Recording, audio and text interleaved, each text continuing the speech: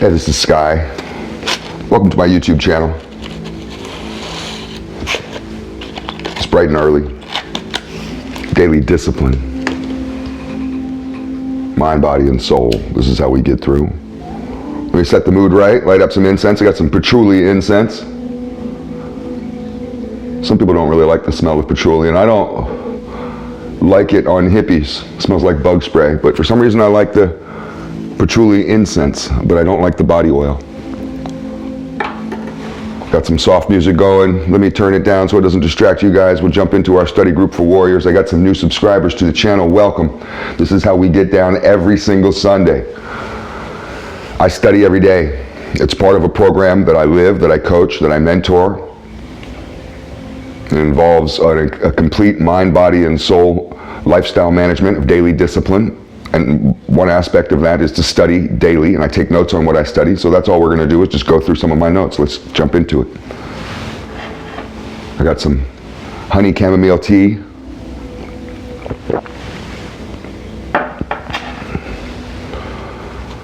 Let's talk about white shirts. I guess I probably should have worn a white shirt. I got this silk purple shirt on. I like white shirts. I got a little section of white shirts in my closet. It's an easy item to wear. It goes with everything, looks good with anything. But there's a rule with white shirts. White shirts get dirty.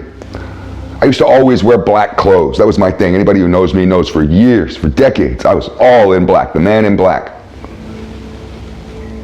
And now I've been brightening up my color palette. And there's a rule with white shirts. White shirts get dirty. Oh, it's so frustrating. And I do manual labor for a living, and I'm a dirty son of a bitch who lives in a small town, redneck town. It's hard for me to stay clean. I put on a white shirt, and I could do nothing. I could stand in the middle of a clean room, and I'll end up with a spot on me somehow. But that's the rule, is white shirts get dirty. I mean, it's kind of a rule in life. You can't get butt hurt over shit that you know is going to happen. White shirts are going to get dirty. You're wearing that white shirt, good, you look great. It's going to get a spot on it. Hope you don't mind. If you do, if you get all pissed off about that kind of stuff, it'll ruin your day. And what's your choice? You can either do like I used to and just never wear white and limit yourself with life in general. Afraid of stains, so I always have to wear clothes that are the color of a stain. So you could do that and limit yourself in life because of your fear. Or you could learn a tactic. Learn how to clean a stain. Learn how to do some laundry. Everything we talk about is a life lesson. Let's talk about the ultimate reality. What is your idea of an ultimate reality? Is your ultimate reality to be God? I think a lot of people it is. That's their ultimate fantasy.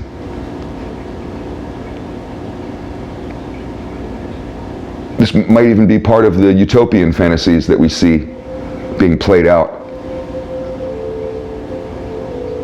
And the fantasy is what? It's to live in an artificial simulation of the world that you can control. So you can, with your mind, be a god. You can turn butterflies into skyscrapers with just a single thought, right? Isn't that what you guys want to do? To live in this childlike fantasy of being all-powerful? Isn't that just a fantasy of weaklings? Isn't power fantasies a fantasy of weaklings?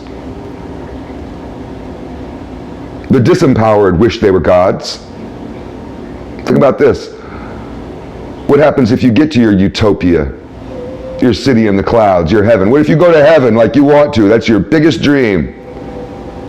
And you get up there and it's just like Earth. It's just as fucked up as where you live now. Why would it be any different? It's full of all the same people, right?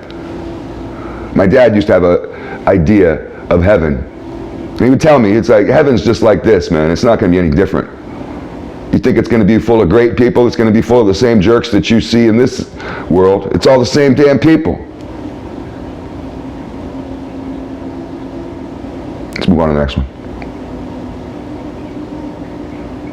Talk about prosperity. What is prosperity? What does it mean to you? The greatest prosperity isn't money or possessions. Maybe that's what you think. How do you know that you're prosperous? Well, let me take you out and show you my Mustang and my big giant pickup truck that reaches the moon. Let me show you all my motorcycles. Oh, I got some cool ones. I got some cool bikes. I got a bunch of watches. Some expensive one too. Pretty nice watches. Does that make me prosperous? All my possessions. Should I do a little tour of all my possessions? Life with Sky, right? Show you my mansion, my Bugatti. I don't have that kind of life. I'm just a regular working class dude, but let's continue our little talk about our fantasy of utopia, what's going to happen after death. Will your money get you into heaven? Will your money get you in there? Will your possessions that you covet, that you hold so dear, I work so hard for this stuff, I deserve this stuff, this is what makes me, right? How many of you identify so heavily with your possessions? It's who you are. Your possessions are who you are. Your money is who you are. Without your money, what would you be? What money won't get you into heaven? What gets you into heaven? Faith.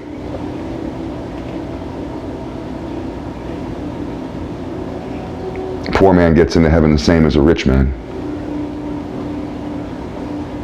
It's all about your faith, not your finance. Let's move on. Here's something that some of you will understand and some of you won't. I could do a whole video just on this. Intuition is important. You got to follow your intuition. You got to learn to listen to it. You may not really be connected to your intuitive spirit. It's a spirit within you. Some say it could be the guiding force of God. Some just say it's the true self of who you really are. But there's a voice deep down inside of you. It may just be a feeling at this point. You have a gut feeling. That's a very raw and animalistic kind of way to experience your intuition. But you can connect with it more. It turns into a voice, a very powerful, intelligent voice. This is your guide. Your intuition is gonna get you where you need to be. But you got to follow it. And I knew in my heart for years, but I denied it to my eyes. And I finally woke up and followed my intuition, and when I did, everything changed for the better. I moved from California to the East Coast in 2004 because of nothing more than this intuitive spirit. And my brother questioned it. And he told me, I'm not going with you. I don't understand this. Why Florida? LA is better than Florida. We had our motorcycle shop in LA. We're doing just fine. In fact, we were just starting to blow up. And he's like, we're just about to be successful. And now you want to leave it all? What the hell's wrong with you? But I knew in my heart for years, but I denied it to my eyes. And I finally woke up and followed my intuition. And when I did, everything changed for the better.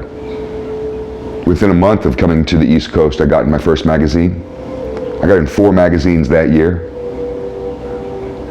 Within a year, we had 3 different businesses started, and we were getting worldwide attention. I turned to ask my brother and said, you want to go back to LA? You want to go back to the fucking barrio, huh? Is that what you want? Let's move to the next one.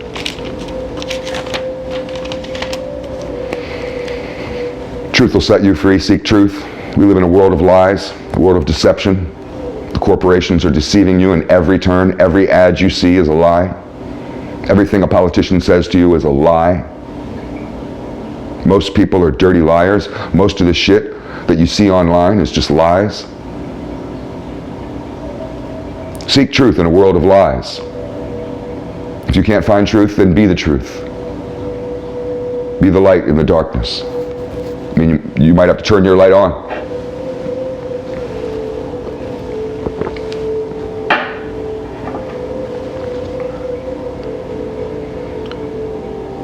Here's a question, philosophical question. Do you know what you want? What you want in this world, what you want out of life, what you want in general? Oh, it's frustrating when you're asking your chick on date night, you know what you want to do? You know where you want to go? And she doesn't know. I don't know. And you know, no matter where you take her, it's not going to matter. All she's going to do is order the same damn thing she always orders. But why don't you know what you want? That's a good question. You don't know what you want? Why? Why don't you know what you want? I know what I want.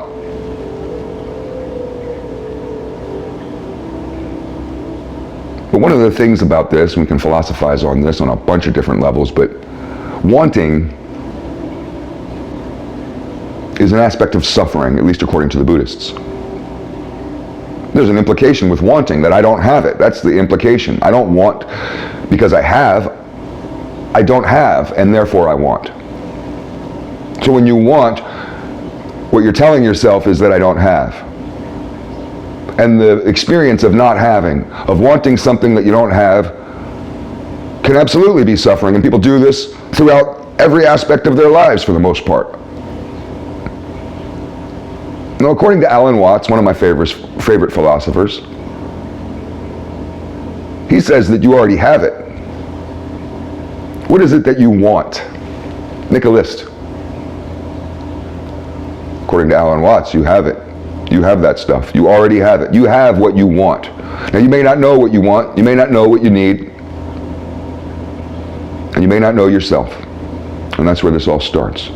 When you learn about self and when you get to know yourself really well, you dive into your brain and you explore all the areas, even the dusty ones, even the scary ones.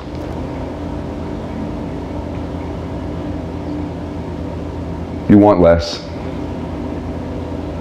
but you have more. It's weird how it works out.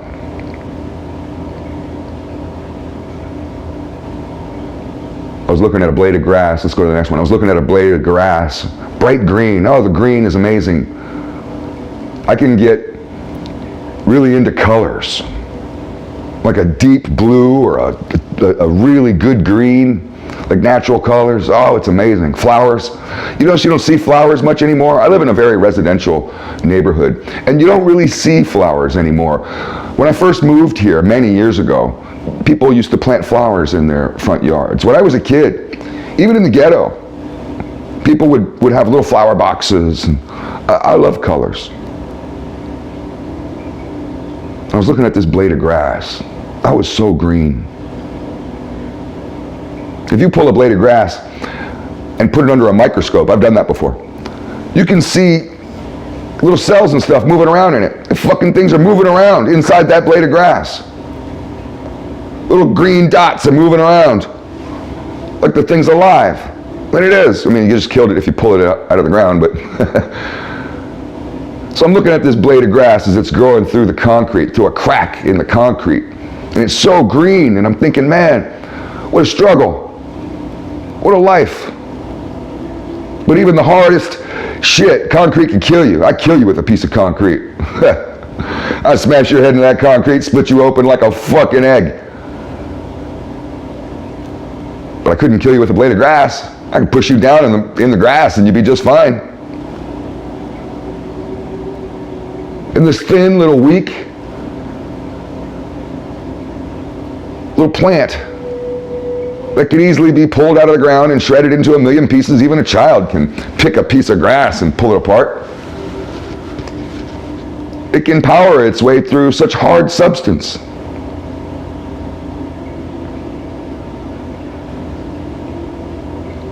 If you need some hope in this world, just think about that blade of grass.